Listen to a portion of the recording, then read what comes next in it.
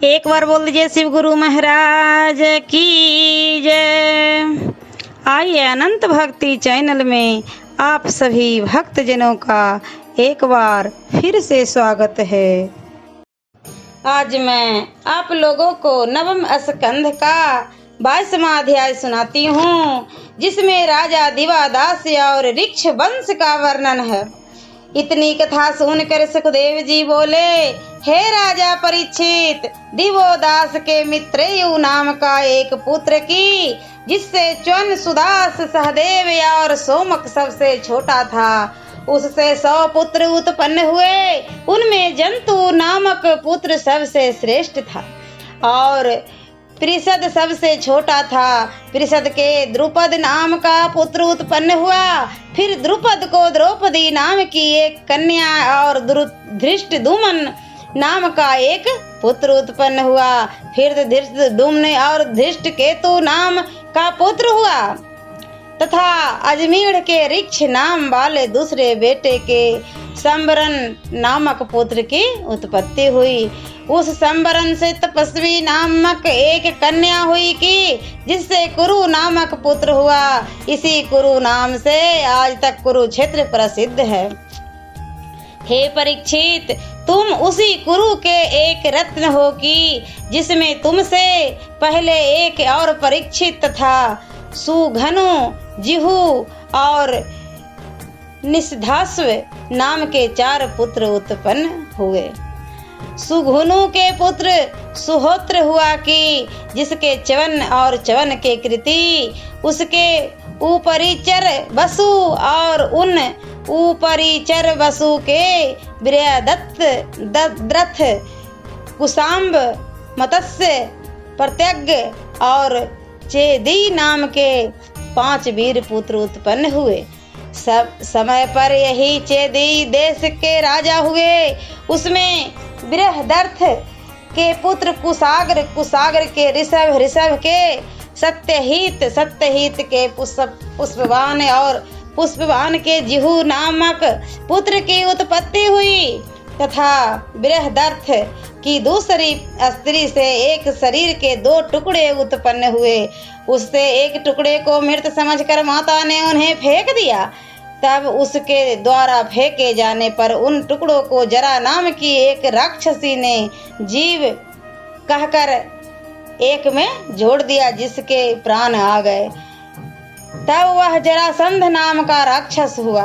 फिर सूरथ और विदुरथ नाम का पुत्र उत्पन्न हुआ, जिससे सार्वभौम नाम का बेटा हुआ और सार्वभौम के जयसेन, जयसेन के राधिक, राधिक के अयुत, अयुत के क्रोधन, क्रोधन के देवातिथि, देवातिथि के ऋषभ, ऋषभ के दिलीप, दिलीप के प्रतीप नाम की पुत्र उत्पत्ति हुई। फिर उस प्रतीप के देवापी, संतनु और बहलिक नाम के 3 पुत्र उत्पन्न हुए, जिनमें देवापी पिता के दिए हुए राज्य को छोड़कर वन में चला गया।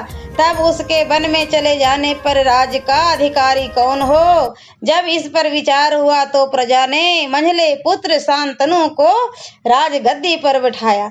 वह शांतनु पूर्व जन्म में महाभीष नाम से प्रसिद्ध था तथा इस जन्म में संतनु नाम इसलिए पड़ा कि वह जिन जिन बूढ़ों को हाथ से छू देता था जवान हो जाते थे। इसी से लोग उसे संत कहकर पुकारते थे। कर्मशः संत का संतनु हो गया।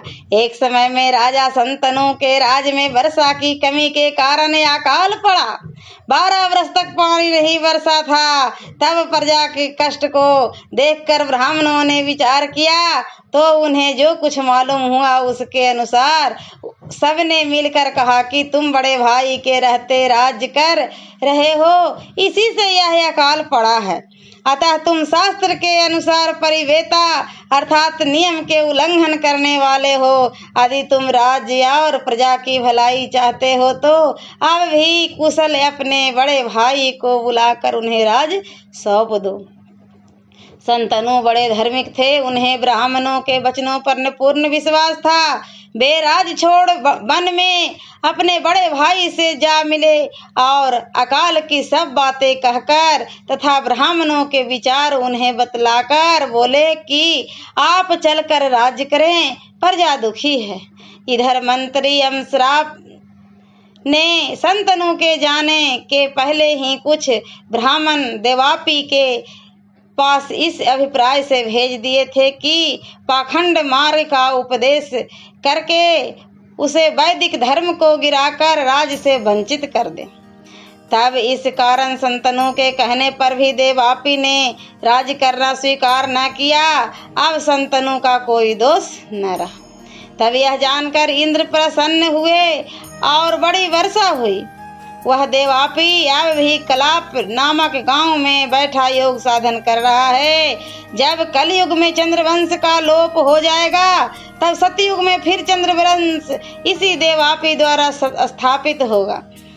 फिर बाहलिक के सोमदत्त नामक पुत्र हुआ कि जिसके भूरी सर्वा और शल्य नाम के तीन पुत्र उत्पन्न हुए। महाराज संतनु को ब्रह्म श्राप के कारण स्त्री रूप से पाई हुई गंगा के पेट से भस्म हुए, जो बाल ब्रह्मचारी आत्मज्ञानी और वीरों के प्रभु थे, जिन्होंने युद्ध में परशुराम जी के छक्के छुड़ा दिए थे। उन्हीं शांतनु ने दास कन्या सत्यवती में चित्रांगद और विचित्र वीर नाम के दो पुत्र उत्पन्न हुए। एक समय चित्रांगद वन में शिकार खेलने गए तो वहां एक गंधर्व से मुठभेड़ हो जाने से गंधर्व ने उसे मार डाला। तब इसी दास कन्या सत्यवती में संतनु के यहाँ आने के पहले ही पराशर जी के वीर्य से भगवान के अंश कृष्ण दैपायन नाम के व्यास देव ने जन्म लिया, जिससे मैं सुखदेव उत्पन्न हुआ। उसी महामुनि अपने पिता व्यास जी ने मैंने इस महापुराण नामक भगवत ग्रंथ को पढ़ा। मेरे साथ मेरे पिता के और कई शिष्यों ने इस महाभागवत महापुराण को पढ़ा था। तब उन पिता की कृपा से ही मैंने समस्त वेदों और इतिहासों का सार इस महाभागवत ग्रंथ को प्राप्त किया। अब रहे विचित्र वीर, इन्होंने काशी राज की अंबिका अम्बालिका नामक कन्याओं से की, जिसे पितामह भीष्म ने जाकर स्वयंवर में हरण किया और घर लाकर विवाह कर लिया। स्त्रियों का मुख देखकर विचित्र वीर्यों को जीवन की कुछ भी शुद्धि न रही और वह उनके साथ रमन करने की ऐसा तल्लीन हुए कि जिससे संतान होने के पहले ही क्षय रोगी से ग्रसित हो परम लोकगामी हो गए।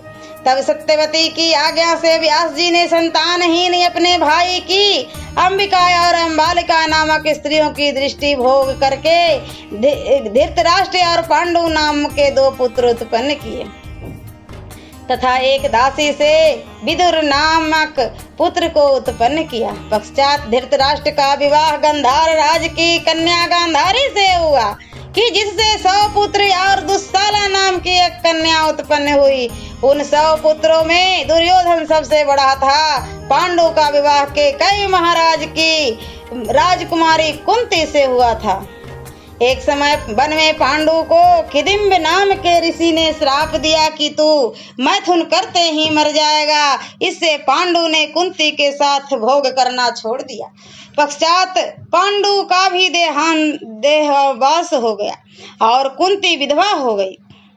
तब वंश कैसे चले, इस विचार से उस कुंती में जो महाराज पांडु की स्त्री थी, यम ने अपने मंत्र बल से युधिष्ठिर को उत्पन्न किया तथा उसी प्रकार मंत्र बल से कुंती में वायु ने भीम को और उसी प्रकार इंद्र ने अर्जुन को उत्पन्न किया।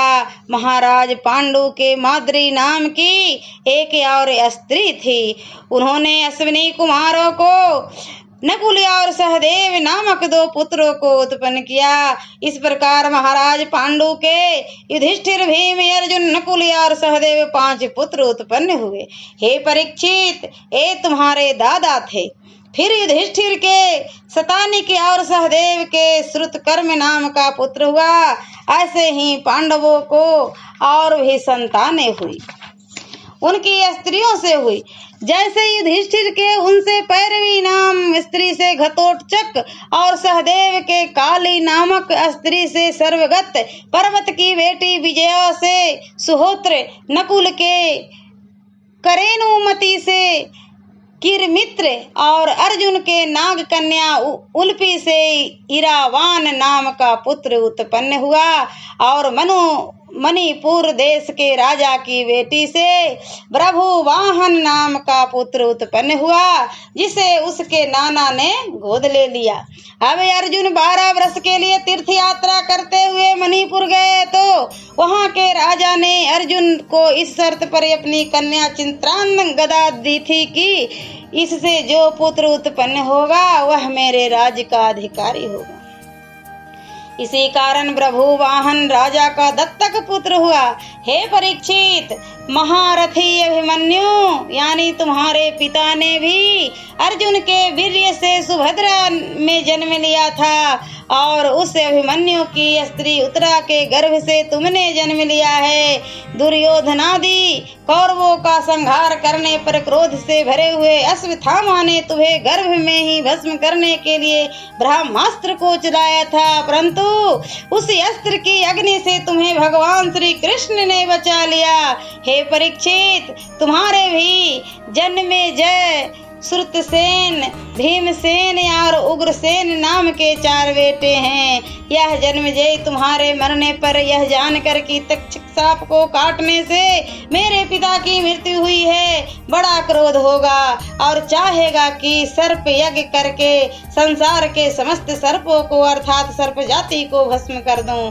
फिर यह काव्यसेयतुर ऋषि को पुरोहित बनाकर और चारों ओर के राजाओं को जीतकर अश्वमेघ यज्ञ करेगा, और ऐसे अनेक यज्ञों द्वारा श्री हरि की पूजा करके अश्वमेघ याजी नाम से लोक में प्रसिद्ध होगा। उस जन्मेजय से शतानिक नाम का बेटा होगा, जो याग बलकल ना ऋषि से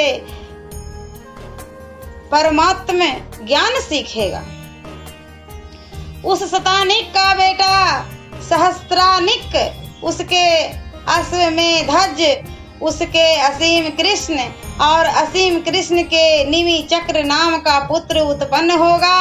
जब गंगा हस्तिनापुर को डुबो देगी तब वह निमि चक्र वहां से निकलकर कौशाम्बी नगरी में सुख से निवास करेगा। फिर निमि चक्र के चित्ररथ और चित्ररथ के कविरथ के वृष्टिमान के सुदेश से सुनिथ के निर्चक्षु के सुखी नल के पारी पल के सुनय के मेधावी के निर्पंजय के दुर्व के तिमी के बृहदर्थ के सुदास के शतानिक के दुदुर्मन के बहिनर के दंडपानी के निमि और निमि के क्षेत्रक नाम का पुत्र उत्पन्न होगा। हे परीक्षित, यह मैंने तुमसे ब्राह्मणों और क्षत्रियों की वंशावली का वर्णन किया। इस वंश में अंतिम राजा क्षेमक होवेगा, जो कली के आरंभ में समाप्त हो जाएगा। हे परीक्षित, अब मैं तुम्हें जरासंध की वंशावली सुनाता हूँ, ध्यान देकर सुनो। जरासंध के पुत्र सहदेव के मार्जारी के श्रुतसर्वा के आयुतास्व के सिरहमित्र के सुनछत्र के बृहत्सेन, उसके कर्मजित के धीरचंद से विप्र के सुचि से धूम्नसेन के सुमति के सुबल के सुनिथ के सत्यजीत के विश्वजीत और विश्वजीत के रिपुंजय नाम का पुत्र होगा। बृहदत्र के कुल वाले इन राजाओं की कुल अवधि 1000 वर्ष की होगी। ओम नमः भगवते वासुदेवाय नमः। और नवम स्कंद का 23वां अध्याय में अगले वीडियो में सुनाती हूँ। ऐसे ही मनोरंजक कथाएं, कहानियाँ और भक्ति गीत सुनने के लिए हमारे इस चैनल अनंत भक्ति को सब्सक्राइब करें और वीडियो अच्छी लगी हो तो लाइक का बटन जरूर दबाएं। धन्यवाद।